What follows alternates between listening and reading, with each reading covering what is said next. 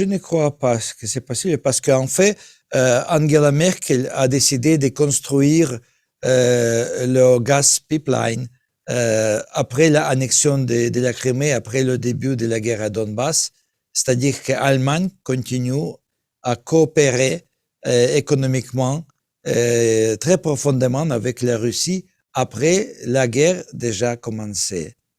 Et je crois qu'il avait les mêmes décisions prises par les politiciens en France, en Italie. C'est-à-dire que, comme toujours, le commerce était plus important que la démocratie et que le comportement politique, géopolitique de la Russie à propos de ses voisins. Parce qu'en fait, la Russie a une histoire de guerre très longue. C'est-à-dire presque chacun, il avait des agressions contre Moldavie, contre Géorgie.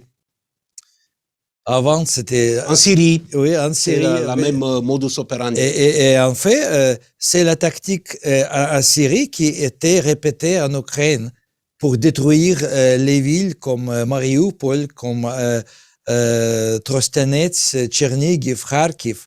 C'est les mêmes généraux, c'est les mêmes officiers russes qui travaillaient pour détruire Syrie, étaient